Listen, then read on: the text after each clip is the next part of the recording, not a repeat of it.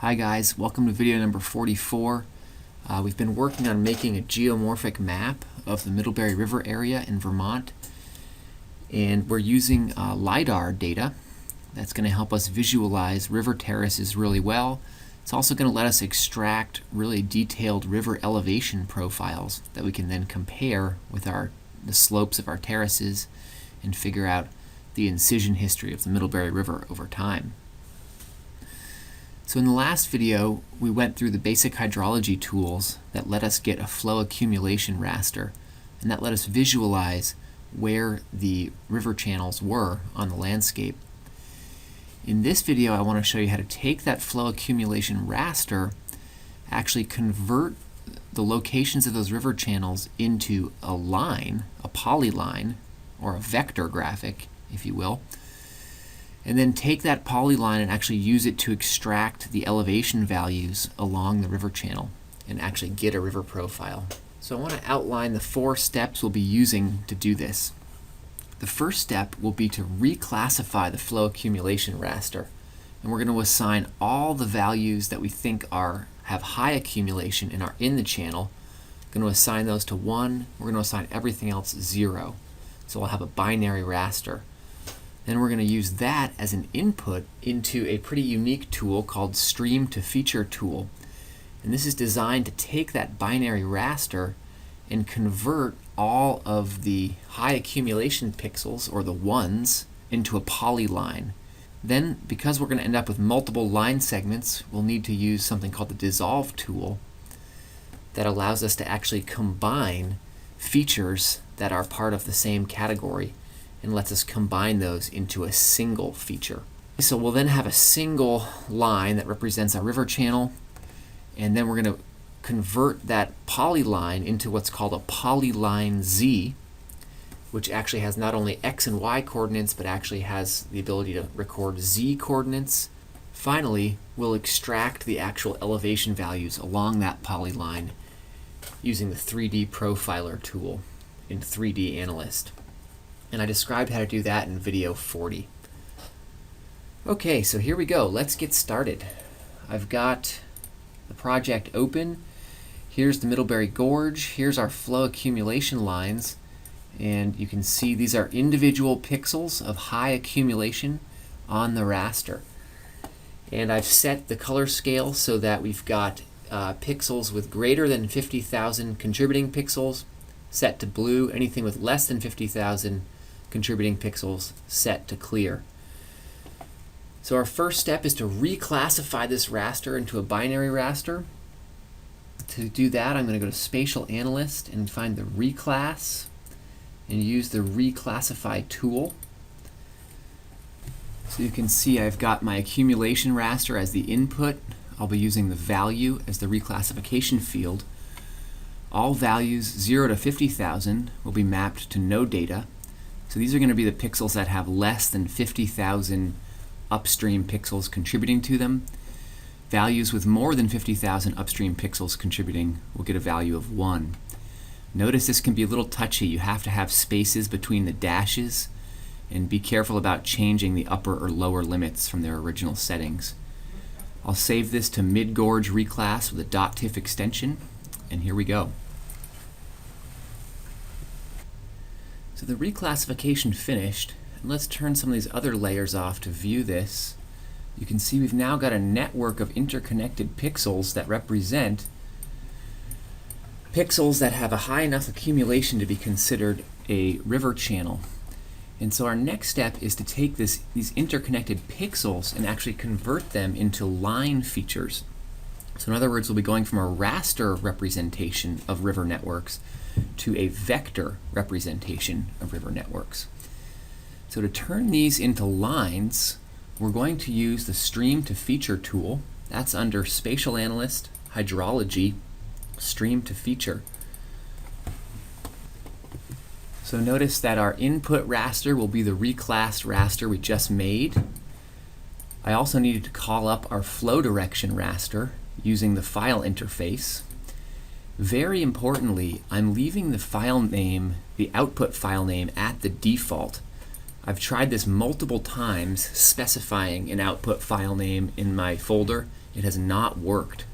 So the only way I've been able to make this tool work is by leaving the output file name and path at the default. So keep our fingers crossed here. Okay, so that worked great and very quickly, and you can see we now have a network of river channels. But what you'll notice is that each of these segments is its own linear feature. So our next step is going to be to actually pick out the linear segments that we want to use and combine into a single polyline. Then we'll use the dissolve tool. So to select the individual lines, I'm going to use the selection arrow here. And I'm going to start out on the bottom of the main channel here. Click one, and then I'm going to hold down Shift and work my way upstream, selecting the interconnected lines that represent the main river channel. So I'm going to take a break and do that. Okay, so now that I've got all the line segments selected that represent the Middlebury River going from East Middlebury through the gorge up to the North Branch, I want to collapse these all now into one single feature rather than a bunch of separate features. And to do that, I'm going to use the Dissolve tool. That's under Data Management, Generalization, Dissolve. And this is going to combine all those line segments into a new shapefile with just one line segment. So my input feature is the river network that I've got selected. Output's going to be called midriver single.shp. Single to let me know it's going to be a single line. I'm going to leave everything else at the default and hit OK. Okay, so that worked quickly, and we've got a new shapefile. If I turn everything else off, we can see that that shapefile does run the length of the river. If I look under the attribute table, I can see that it only has one feature. It's a single line. All right, so the last step, or second to last step now, is going to be to convert this regular polyline into a polyline Z that can actually sample elevation values. So to do that, I'm going to go to 3D Analyst, Functional Surface, and Interpolate Shape. So we're going to use the Interpolate Shape tool. Okay, so notice our input surface will be the original LiDAR image that we made. That's where we're going to get our elevation values along the line. The input feature class is going to be the polyline Z, or the polyline, excuse me, that we just made, midriver single. The output feature is going to be called midriver poly Z to denote that this is going to be a polyline Z with elevation data. I'm going to let it automatically choose the sampling distance, which should default to be about 1.6 meters. But if you wanted samples spaced closer or further apart, you could specify that here in units of meters. Z factors are the same, and we'll use a bilinear interpolation method to estimate the elevation values along the line. Here we go. Okay, so that worked out really well. We've got our polyline Z now. Let's look at that laid over our hillshade. There it is. And you probably remember from the previous videos that we can now select that polyline Z using the selection arrow. And then we can go up to 3D Analyst, make sure we're set on the LiDAR base layer, and we can use the profile graph to extract the actual longitudinal profile of the Middlebury River. So there's the profile. Notice that it's very, very smooth. That's because we just extracted it from a hydro-enforced and hydro-flattened LiDAR image, such that the river profile has been manually flattened out a little bit, but you can still see this particularly steep area where it goes through the inner Middlebury Gorge, and then a lower gradient area where it comes out in East Middlebury. I also realize, unfortunately, I drew the upper part of my line going too far upstream on a side channel. I should have drawn it going up the main North Branch channel. So that actually gave me this anomalously steep upper headwaters channel. I think that would look a little bit flatter if I'd drawn it this way.